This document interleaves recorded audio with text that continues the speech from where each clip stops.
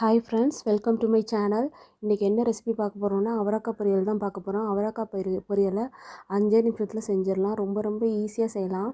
பொடி பொடியாக கட் பண்ணி வச்சுக்கோங்க. கழுவி எடுத்து வச்சுக்கோங்க. ஒரு பெரிய வெங்காயத்தை நல்லா நைஸாக கட் பண்ணி வச்சுக்கோங்க. கருவேப்பிலை எடுத்து வச்சுக்கோங்க. தேங்காவை நான் சில்லாக போட்டிருக்கேன். உங்களுக்கு வேணால் திருகி கூட எடுத்துக்கலாம். ஒரு பாத்திரத்தை எடுத்து கடாயை எடுத்து சூடு பண்ணிக்கோங்க. எண்ணெய் ஊற்றிக்கோங்க. கடுகு, வரமிளகா, கருவேப்பிலை போட்டு நல்லா தாளித்து எடுத்துக்கோங்க. தாளித்து எடுத்துட்டு அதோட வெங்காயம் இருக்கு இல்லையா, நம்ம நறுக்கி வச்ச வெங்காயத்தையும் நல்லா பொடி பொடியாக கட் பண்ணி வதக்கிக்கணும். வதக்கும் போதே உப்பு, மஞ்சத்தூள் போட்டு நல்லா வதக்கி எடுத்துக்கோங்க. வதக்கிட்டு நம்ம நறுக்கி பொடி பொடியாக வச்சுருந்தோம் இல்லையா, அவரைக்காய், அதை வந்து நல்லா வதக்கி விடுங்க. ஒரு 5லேருந்து 10 நிமிஷம் வரைக்கும் நல்லா வதக்கி விடுங்க. மூடி விடாதீங்க. மூடி வைக்காமையே வதக்கி விட்டால் தான் நல்லாயிருக்கும் டேஸ்ட்டு.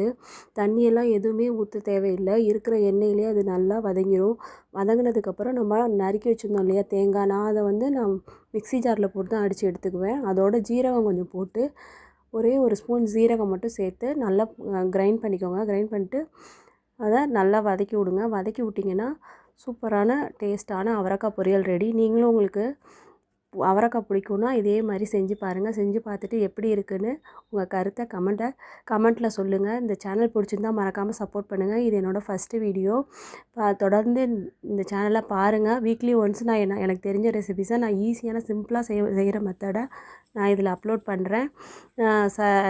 நான் பேசுனது வந்து உங்களுக்கு புரியலை அப்படின்னா கமெண்ட் பண்ணுங்கள். சின்ன ரெசிபிஸாக நான் ஆரம்பிச்சிருக்கேன்.